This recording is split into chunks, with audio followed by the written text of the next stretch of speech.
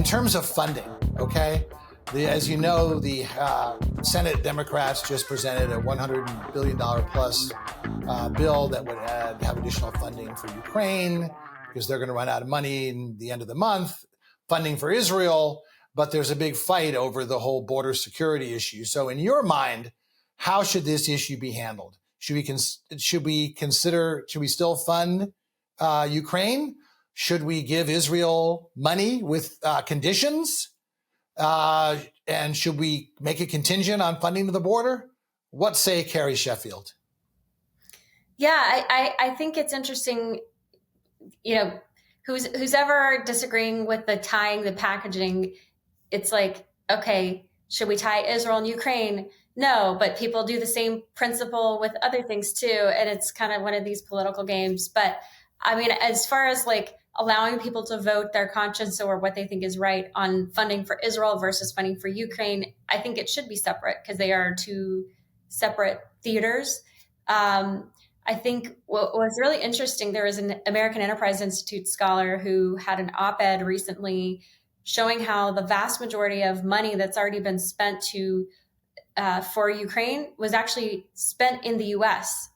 It was by manufacturers who are in the U.S. And so his point was to say that it's actually helping create American jobs by funding Ukraine in the sense that the weapon systems and all basically the actual mechanics, the hardware that we are shipping or using in Ukraine is actually created here. And that was, I thought, very interesting and something that he mentioned that people like J.D. Vance have not mentioned. And that's part of why he wrote the op-ed to highlight that.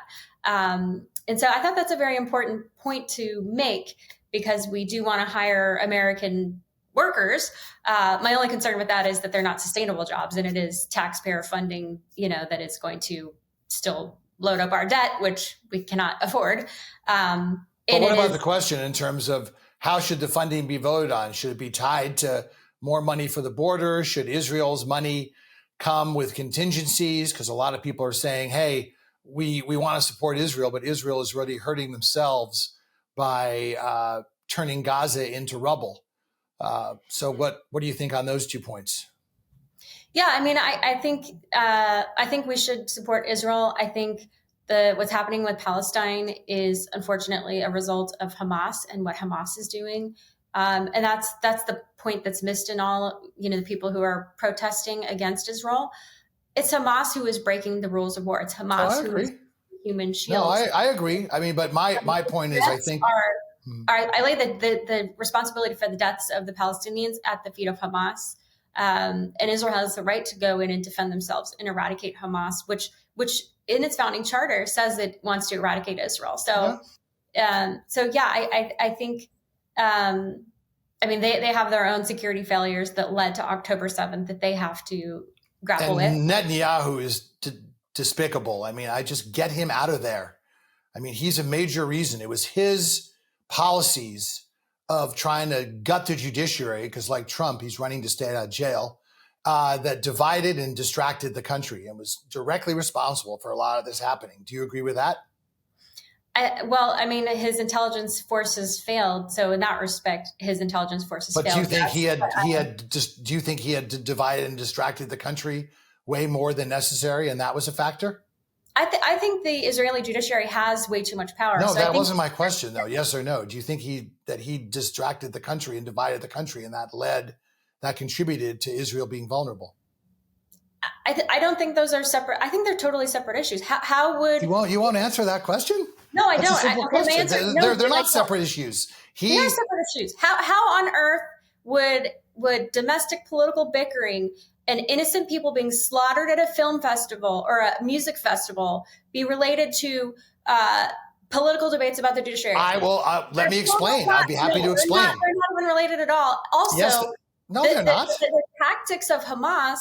I spoke to I spoke to a retired 3-star general about this. The failure in the U.S., the failure of intelligence gathering was the fact that they had relied in the past, the Israeli defense and also Western, our own. Why didn't we give them a heads up? All right. Because Hamas was using tactics of human intelligence as opposed to signal intelligence or intercepted electronic communication. They went back in time. They were using. Did you see the article that Israel knew up to a year ahead exactly what Hamas was going to do and didn't do anything? Did you see that? Is Israel responsible for that? What if we had such blatant signs about 9/11 a year ahead, and we knew exactly that Al Qaeda was going to fly jets into skyscrapers? They had said so, and we didn't do anything. Would you still be as dismissive? I don't think it has anything to do with the judiciary. That's my point. I don't think they're related. All right. Just let me respond to that. The reason it does, and again, there's two separate issues. First of all, what Hamas did was despicable. Okay, they violated everything. They're responsible for this.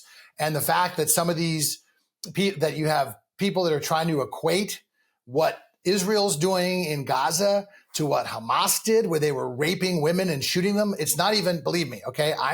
What Hamas did was terrible. But again, you're conflating two separate issues. My point is, because Benjamin Netanyahu tried to gut the judiciary, tried to hinder democracy in his own country. And by the way, you had intelligence people, and you had people in the army saying, I'm not going to serve under this. And what was a direct response of that? A consequence of that? It took 8 to 10 hours for them to get soldiers down to where the music festival was and to where that kibbutz that's right near Gaza was, because they couldn't get people together. The army was in such disarray, and that was a direct response. That was a direct consequence of Netanyahu's distraction. I'm really kind of surprised that you won't even criticize him. It's not what I suspected. But let me just say one other thing. What Israel should do, and again, first of all, I'm very skeptical when people say that they can eliminate a terrorist group, because terrorist groups are causes. They're like hydras. They're multi-headed. So I'm skeptical of that. But putting that aside, they have a right and obligation to defend themselves. But turning Gaza into rubble does nothing. What they should have done is surrounded Gaza, okay, made a huge security zone in northern Gaza, allowed people in and out, and starved Hamas. They were going to run out of fuel. They were going to run out of water. They were going to run out of food, starve them into negotiation.